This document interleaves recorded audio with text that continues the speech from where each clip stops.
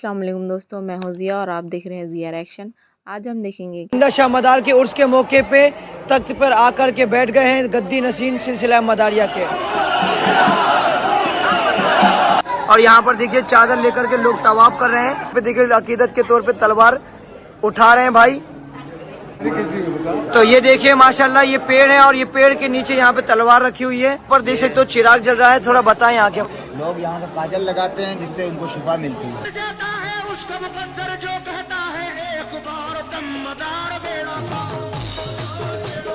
तवाफ़ कबूल बिल इत्तिफाक हराम है, इसमें कोई दूसरी राय नहीं है। कब्रों को सजदा करना और कब्रों का तवाफ करना बिल इत्तिफाक हराम है। ये मज़ार भारत के सूबे उत्तर प्रदेश के अंदर मौजूद मगनपुर में मौजूद बहाउद्दीन जिंदा शाह मदार से मंसूब है, जिसे जानबूझकर खाना कबा की तरह चार कोनों और काले रंग की चादर से ढककर इस पर एक गुंबद बना दिया गया और ऐसा इसलिए किया गया है कि लोग इसे खाना कबा की तरह चक्कर लगाकर इसका तवाफ कर सकें। मुझे पता है कि आपको भी मेरी तरह देखकर आंखों पर यकीन नहीं आएगा, पर यह हकीकत है। लोग यहाँ पर मन्नतें हासिल करने के लिए अल्लाह को छोड़कर इस इमारत के अंदर दफन एक इंसान की कब्र का तवाफ करते हैं। बिल्कुल इसी तरह से दरबार पर एक बड़ी तलवार को भी रखा गया है जो कि काफी वजनी है और इसके बारे में मशहूर है कि जो भी इसे उठाकर जो भी मन्नतें मांग ले इस दरबार पर वो जरूर पूरी होती हैं। आपको क्या लगता है कि इन लोगों ने खुद कभी दिमाग लगाकर दीन को पढ़ा और इसको समझा होगा? हरगिज नहीं, बल्कि ये लोग तो ऐसे कब्र परस्तों से दीन सीखते हैं जो कि इन्हें खुल्लम खुल्ला नंगा शिर्क करने की तावीलें और दलीलें पेश करते हैं। कुछ इस तरह से बातें, वली जब तक जिंदा रहता है वो तब भी मदद करता है, जब कब्र में चला जाए अल्लाह की अता से तब भी करता है, लेकिन दुनिया में रह के वो मदद थोड़ी करता है, कब्र में जाके ज्यादा करता है। अब आप खुद फैसला करें कि ये सब सुनने के बाद कोई न्यूट्रल इंसान खुद को ये कहने से कैसे रोक सकता है कि जैसे हिंदू अपने बुतों को सामने लिटाकर पूजते हैं तो ये कब्र परस्त लोग मुर्दों को कब्रों में लिटाकर। क़यामत के दिन एक गुनाहगार और मुशरिक इंसान अपना अमाल नामा मिलने के बाद जहां पर और बहुत सारी ख्वाहिशात करेगा तो इसकी सबसे बड़ी हसरत आप जानते हैं क्या होगी? वो कहेगा कि काश मैंने अल्लाह के सिवा किसी को शरीक ना बनाया होता, काश आज के दिन मैं मरकर मिट्टी हो गया होता ताकि मेरा हिसाब व किताब ना होता, है काश कि मैं दुनिया के अंदर एक बार वापस चला जाऊं तो फिर कभी भी सजदे से सर ना उठाऊं। पर अल्लाह फरमाता है कि ये वो दिन होगा जब लोगों को सिर्फ इनके अमाल ही फायदा देंगे, ना किसी की सिफारिश काम आएगी, ना किसी की दोस्त और ना कोई तावीलें। अगर ऐसा ना होता तो कायनात के सबसे अजीम इंसान हजरत मोहम्मद सल्लल्लाहु अलैहि वसल्लम अपनी बेटी फातिमा से ये ना फरमाते कि ए फातिमा मेरे माल से दुनिया में जो लेना है ले ले, अगर क़यामत के दिन अल्लाह ने तुझे पकड़ लिया तो मैं तेरे किसी काम नहीं आऊंगा। जरा अंदाजा करें, ये बात समझाने के लिए की जा रही है जन्नती औरतों की सरदार को, ताकि ऐसे लोगों के बंद दिमागों को खोला जा सके। ये कब्र परस्त मौलवी ज्यादातर एक हदीस को बुनियाद बनाकर इस शिर्क का दिफा कुछ इस तरह से करते हैं कि अल्लाह के रसूल ने फरमाया था कि मुझे तुमसे यानी अपनी उम्मत से शिर्क का कोई खौफ नहीं। यानी आप सल्लल्लाहु अलैहि वसल्लम के अल्फाज के मुताबिक मेरी उम्मत से शिर्क हमेशा के लिए खत्म हो जाएगा, वो कभी शिर्क नहीं कर सकती।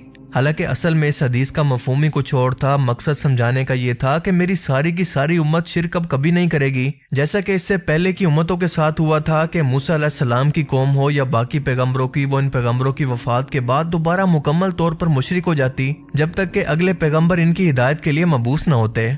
ये लोग इसी हदीस को बुनियाद बनाकर लोगों को इसका गलत मतलब समझाकर इनको शिर्क की दावत देते हैं। रसूलुल्लाह सल्लल्लाहु अलैहि वसल्लम का फरमान था कि मेरी उम्मत के अंदर एक गिरोह हमेशा हक पर कायम रहेगा, एक गिरोह ना कि एक फिरका। अब जरा एक और खुला शिर्क देखें कि ये लोग मज़ार पर मौजूद दफन बुजुर्ग की तस्वीरें सामने लगाकर इन पर हार चढ़ाकर इन पर दुरूद व सलाम पढ़ रहे हैं। अस्तगफिरुल्लाह।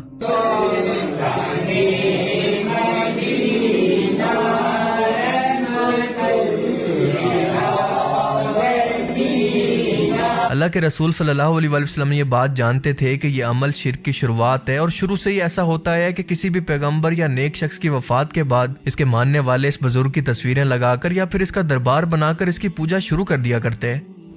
सही मुस्लिम 1182 और सही बुखारी 1341 के अंदर बयान होता है कि अल्लाह के रसूल सल्लल्लाहु अलैहि वसल्लम बीमारी के आखिरी अयाम के अंदर थे। आपकी 3 बेगमात हजरत आयशा, उम्मे हबीबा और सईदा उम्मे सलमा आपस के अंदर बातें कर रही थी कि जब हम लोग हबशा हिजरत करके गए थे तो वहां पर हमने मारिया नाम का एक चर्च देखा था जहां पर कुछ तस्वीरें लटकी हुई थी। अल्लाह के रसूल ये बात सुनकर इस बीमारी और तकलीफ के आलम के अंदर उठकर बैठ गए और फरमाया कि यही तो इन लोगों की खराबी थी कि जब इन लोगों के अंदर कोई नेक शख्स फौत हो जाता तो इसकी तस्वीरें और इसकी मूर्तियां बनाकर वहां पर सजदे शुरू कर देते। क़यामत के दिन ये लोग बदतरीन मखलूक बनाकर उठाए जाएंगे। आपने मजीद फरमाया कि अल्लाह की लानत हो यहूद व नसारा पर जिन्होंने अपने नबियों की कब्रों को सजदागाह बना लिया। अल्लाह अकबर।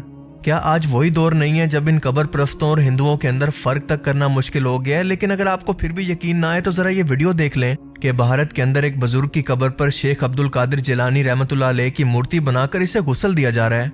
बिल्कुल ऐसे ही जैसे हिंदू अपने खुदाओं की मूर्तियों के साथ करते हैं, इन्हें पानी और दूध से गुस्ल देते हैं, इन पर नजराने, चढ़ावे और चंदे लुटाते हैं। उम्मुल मोमिनीन हजरत आयशा रज़ियल्लाहु तआला अन्हा फरमाती हैं कि अगर हमें यह खौफ ना होता कि अल्लाह के रसूल की कब्र पर सजदे शुरू हो जाएंगे तो मैं इस कब्र को हमेशा के लिए आम लोगों के लिए खुला छोड़ देती। अब यहाँ पर मेरा ये सवाल है कि अगर रसूलुल्लाह सल्लल्लाहु अलैहि वसल्लम की उम्मत से शिर्क हमेशा के लिए खत्म हो गया था जैसा कि ये मौलवी बयान करते हैं, तो हजरत आयशा को उम्मत से किस शिर्क का खौफ था? आज भी सुन्नियों के अंदर कादियानी जो कि खत्म नबूवत के इनकारी हैं और शियों के अंदर नाउजुबिल्लाह अली अल्लाह कहने वाले नुसैरी फिरका के लोग मौजूद हैं। अगर शिर्क हमेशा के लिए खत्म हो गया है तो ये लोग कौन है फिर? जो कुछ आज कब्रों पर हो रहा है वो सब कुछ क्या है? अब जरा इस वीडियो के अंदर इन दोनों लोगों की बातें सुनकर इनके अंदर फर्क तलाश करने की कोशिश करें कि इनके अंदर हिंदू बुत परस्त कौन है और मुसलमान कौन। और बड़ी खूबसूरत बात यह मशहूर है कि अगर कोई दिल में तमन्ना है और अगर इस पत्थर को उठाया जाए तो तमन्ना अगर पूरी होनी है तो ये पत्थर आसानी से उड़ जाता है। उष्ट देवता भगवान शिव और माँ काली के दर्शन के बाद आप मंदिर परिसर में चमत्कारी पत्थर को देख सकते हैं। मान्यता है कि इस पत्थर को उठाने वाले की मनोकामना पूरी होती है। मुझे बता रहे थे इस्लामी भाई कि 10-12 साल का बच्चा अपने वालिद साहब के साथ यहाँ आया, बच्चे से ये पत्थर आसानी से उड़ गया। अगर 11 बंदे इसके नीचे उंगली रखें और किसी भी अल्लाह के वली का जो है ना वो दिल में तसव्वुर करें तो ये उठ जाता है। अगर ये करामत है तो दज्जाल की करामतें देखकर इन लोगों की क्या हालत होगी आप तसव्वुर कर सकते हैं। यकीनन ये लोग सबसे पहले उसको बुजुर्ग कहकर सजदा करेंगे। ये राजस्थान के इलाके जोधपुर का एक मंदिर है जहां पर पूजा करने वाले और कोई नहीं बल्कि खुद मुसलमान हैं। जी हाँ, मुसलमान जो नस्ल दर नस्ल यहाँ पर ऐसे ही पूजा करने आते रहते हैं। यकीन ना आए तो आप खुद सुन लें। जोधपुर का एक ऐसा मंदिर जिसमें माँ दुर्गा की पूजा मुस्लिम करते हैं। जी हाँ, आपने सही सुना। इस मंदिर में माँ दुर्गा की पूजा करने के लिए मुस्लिम पाकिस्तान से आते हैं और इस मंदिर के पुजारी भी मुस्लिम हैं, जिनका नाम है जलालुद्दीन खान और इनका परिवार 13 पीढ़ियों से इस मंदिर में पूजा करते आ रहे हैं। ये अहले तशी हजरात इमाम हुसैन अलैहिस्सलाम के रोजे पर हाजिरी देने के लिए किसी कीड़े की तरह पेट के बल घसीट घसीट कर यहाँ पर पेश हो रहे हैं, बिल्कुल हिंदुओं की तरह। इन लोगों को ये हुक्म किसने दिया? अल्लाह ने, रसूलुल्लाह ने, या फिर साहबा ने अपनी जिंदगी के अंदर ऐसी कोई बिदत की है? अगर नहीं तो ये लोग आखिर सोचते समझते क्यों नहीं है? क्यों अपनी आखिरत बर्बाद करने पर तुले हैं? याद रखें कि आज अगर इसी हालत के अंदर बिना तौबा किए इन लोगों में से किसी को मौत आ जाती है तो फिर वापसी का कोई रास्ता नहीं। हमेशा की जहन्नुम ऐसे लोगों का मुकद्दर है, वो जहन्नुम जिसका टाइम कभी खत्म नहीं होगा, वहां से कभी भी वापसी नहीं होगी। मौत से पहले तक अभी भी वक्त है कि हम लोग समझ जाएं, इससे पहले कि बहुत देर हो जाए। अल्लाह ताला हमें समझने की और नेक अमल करने की तौफीक अता फरमाए, आमीन।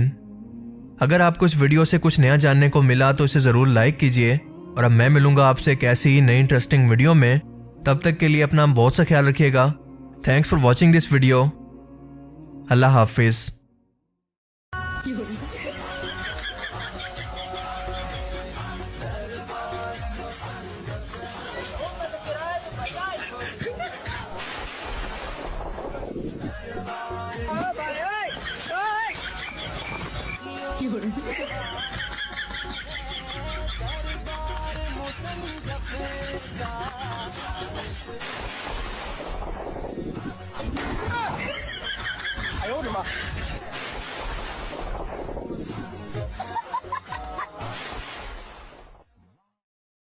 अगर आप लोग एक ऐसी पार्ट टाइम या ऑनलाइन अपॉर्चुनिटी की तलाश में हो तो आपकी तलाश ख़त्म हो गई। मैं आपको बताती हूँ ऐसी अपॉर्चुनिटी के बारे में जिससे घर बैठे अर्न कर सकते हो और अपने डिजिटल स्किल्स को भी डेवलप कर सकते हो।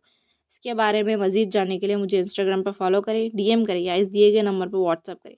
प्रूफ एंड लीगलिटीज़ के लिए आप इंस्टाग्राम पर मेरे हाईलाइट चेक कर सकते हो।